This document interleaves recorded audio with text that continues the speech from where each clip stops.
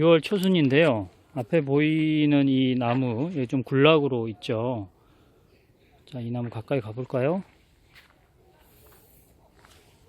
자, 어떠세요? 잎의 모양이 이렇게 생겼는데, 이 나뭇잎을 따가지고 비벼서 코에 대면 누린내가 나요. 좀 뭐 이렇게 유쾌하지 않는 그런 냄새인데, 나무 이름이 누리장나무입니다. 누리장나무. 이 누린내가 나서 아마 그렇게 이름을 붙였나 본데요.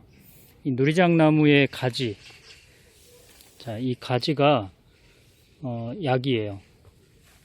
이 혈액순환을 촉진하고 또 한방에서 말하는 기혈의 순환을 촉진하는 효능이 있어서 주로 통증 질환에 많이 사용하는데, 여기저기 몸이 아프고 근육통, 관절통 있을 때 활용해 보시기 바랍니다.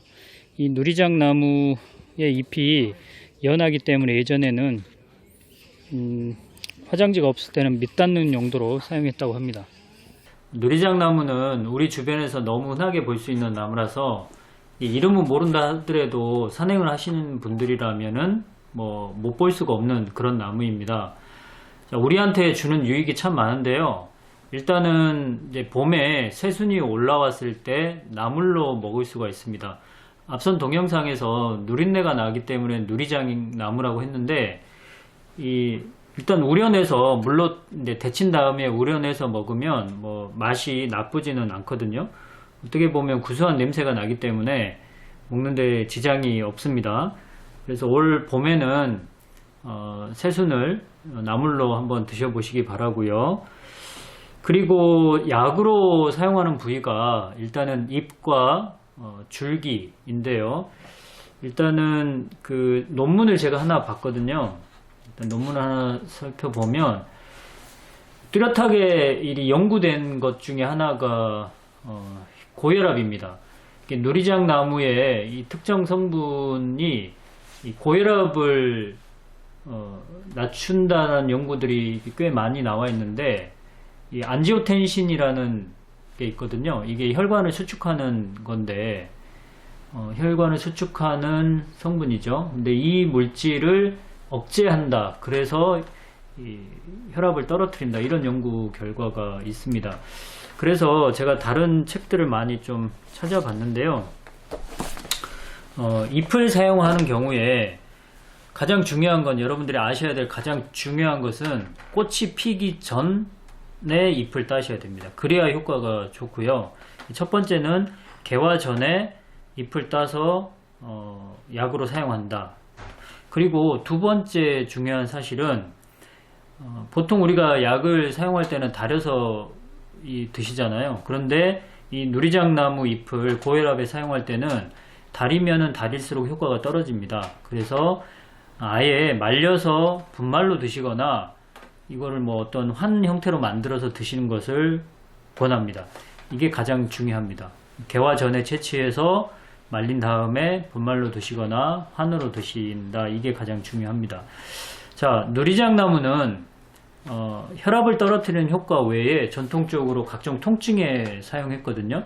근데 이 통증이 어떤 급성 통증이라기보다는 약간 마비성 통증이에요. 저리거나 이 감각이 좀 없는 상태에서 나타나는 그런 통증인데, 몸 전체에 나타나는 어느 부위에나 사용할 수가 있습니다.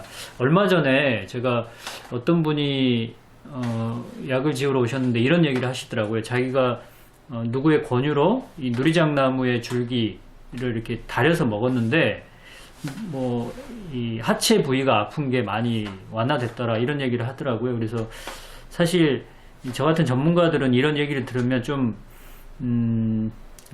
저한테는 좀 생소해요. 왜냐하면 저희 같은 경우는 약을 하나만 사용하는 게 아니고 여러 가지를 배합해서 사용하는 게 이제 습관처럼 되어 있는데, 누리장나무 하나만으로 효과가 있었다고 하니까 조금 놀라웠습니다.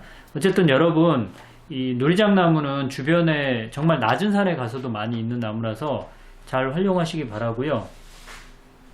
제가 사진을 역시나 첨부를 했습니다.